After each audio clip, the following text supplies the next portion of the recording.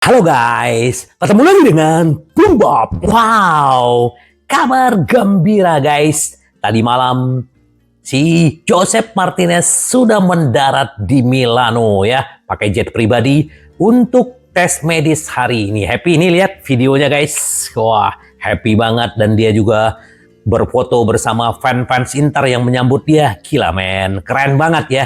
Ini gebrakan Oktri pertama mendatangkan pemain Joseph Martinez. Ini nanti sore akan resmi ya di berarti malam ya waktu Indonesia Barat ya sahabat Bung Bob ya. Jadi artinya kita akan menunggu dan menyambut, dan ini sudah deal ya 15,5 juta dan Inter membayar 13,5 juta cash ya, 2 jutanya itu adalah add-on. Ini menarik banget guys. Kenapa? Karena ini pemain bagus, pemain Spanyol, masih berusia 26 tahun dan memang dia akan menjadi ancaman sebenarnya buat si Sommer ya. Tinggal bagaimana nanti Sommer apakah bisa dia langkahin atau tidak, kita lihat aja musim depan. Yang penting ini adalah kita punya kiper hebat dua orang ya guys ya, Martinez dan si Sommer. Ya, dia akan dikontrak sampai 2029. Dan kita tunggu aja resminya nanti guys, bagaimana dia tanda tangan kontrak baru di Inter. Gila men, selamat buat Joseph Martinez. Dan juga selamat buat Stefan de Vrij dan si Dumfries yang lolos ke babak berikutnya mengalahkan Rumania. Dan kemarin Turki juga mengalahkan Arnautovic alias Austria ya. Selamat buat Turki, Hakan yang lolos dan Arnautovic juga nggak lolos. Jadi pemain-pemain Inter yang lolos ke babak berikutnya di Piala Eropa adalah Stefan de Vrij, terus juga Marcus Thuram juga lolos sama Benji ya untuk Prancis. Ini luar biasa.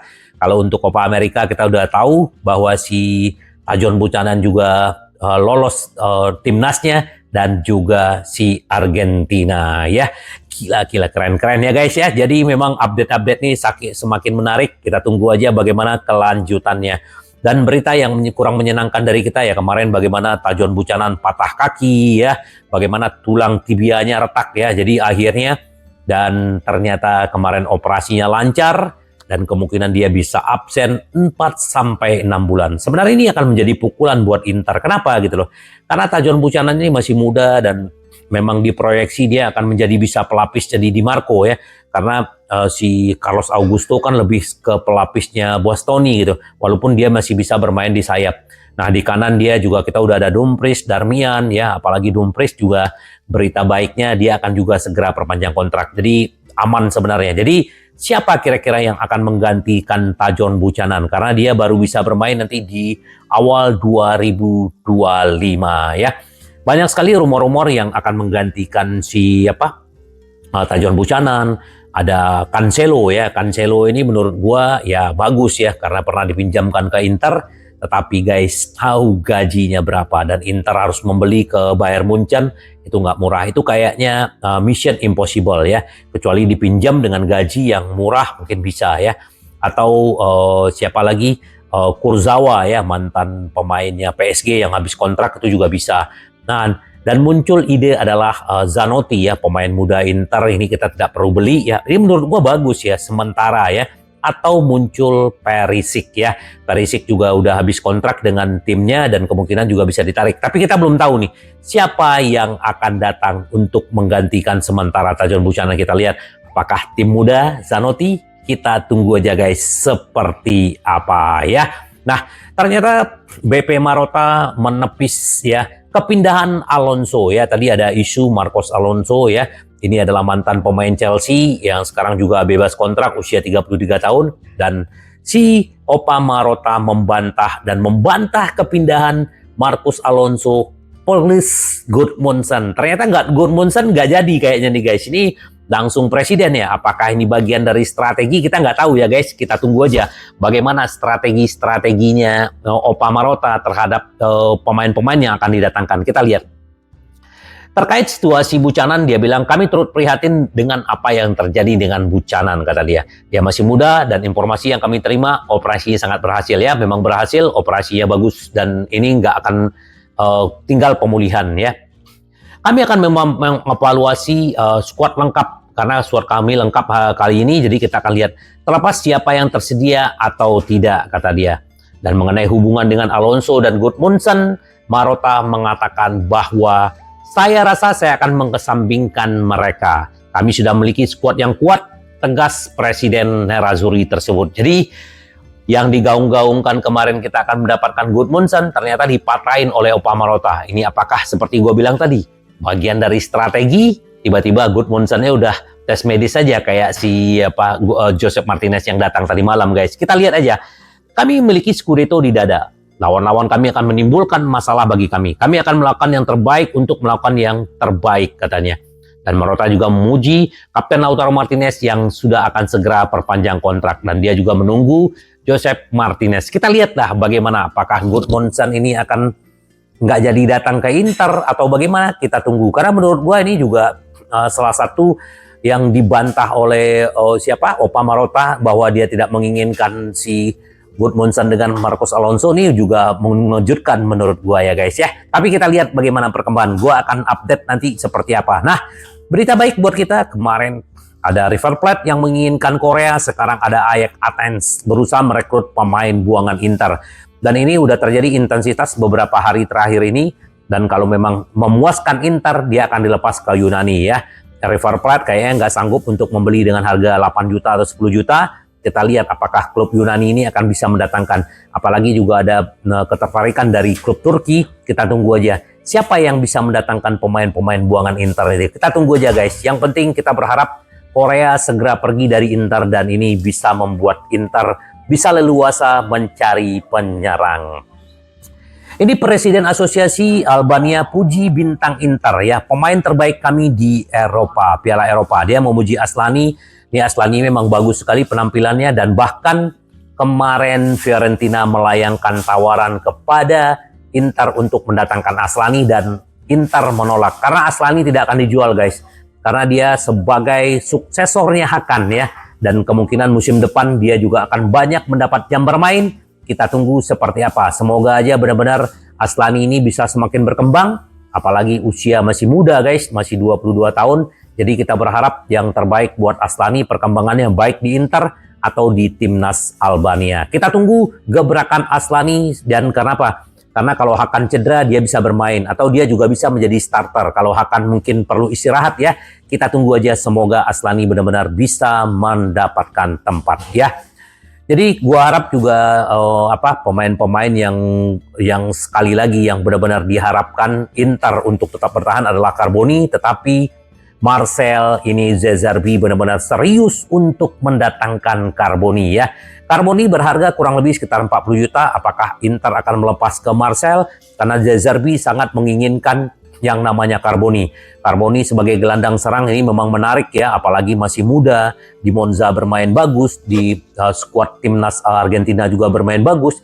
Jadi ya kalau Inter misalnya melepas 40 juta, Inter harusnya bisa membeli buyback kembali ya. Kita lihat aja bagaimana apakah Marcel bisa mendatangkan Carboni. Kita tunggu dalam beberapa hari atau beberapa minggu ke depan. Apakah Carboni bertahan atau dijual? Kita tunggu seperti apa gebrakan. Karena Marcel lagi perubahan ya, perombakan De Zerbi datang walaupun mereka tidak bermain di Liga Eropa dan Liga Champion. Jadi ini pembenahan. Kita tunggu aja seperti apa.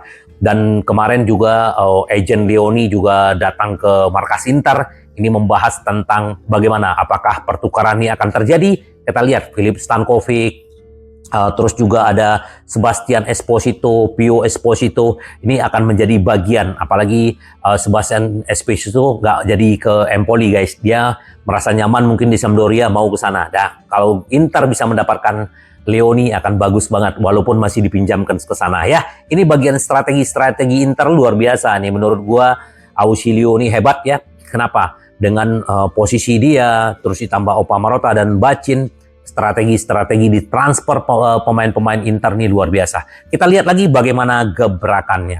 Nah, ternyata kita tahu si Juventus pelatih baru, AC Milan pelatih baru, Lazio juga akan pelatih baru ya.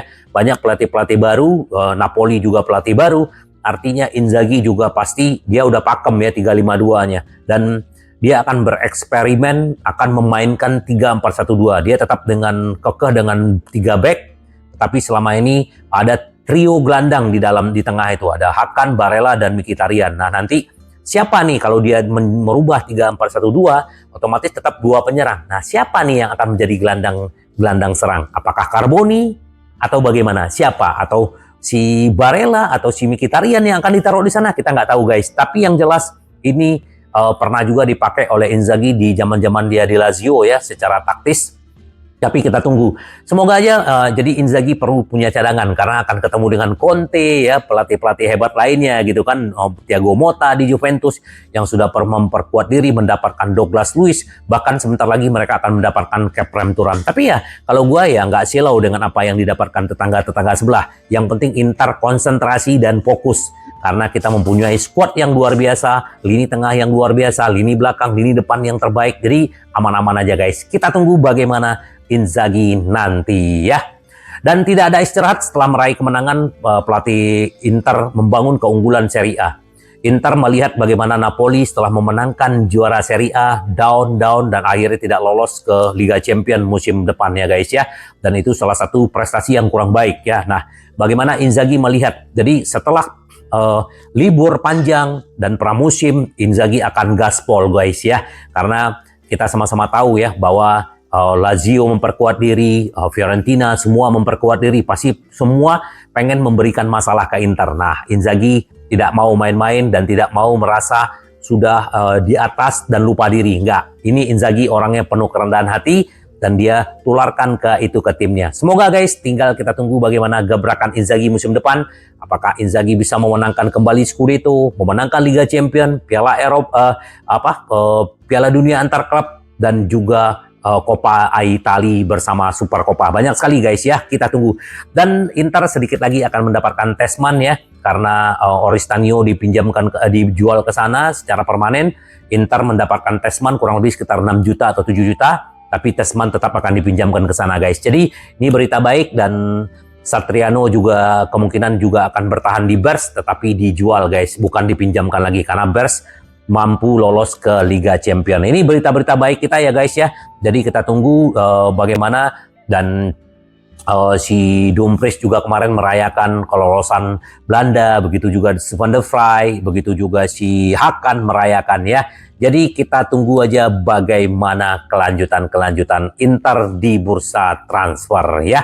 Benvenuto buat Zelensky ya. Zelensky akhirnya sudah didaftarkan ke Serie A. Dia pindah dari Napoli ke Inter dengan 0 atau bebas transfer. Dan dia akan dikontrak Inter sekitar 4,5 juta per musim dengan 4 tahun ya guys ya. Jadi kita tinggal tunggu Taremi.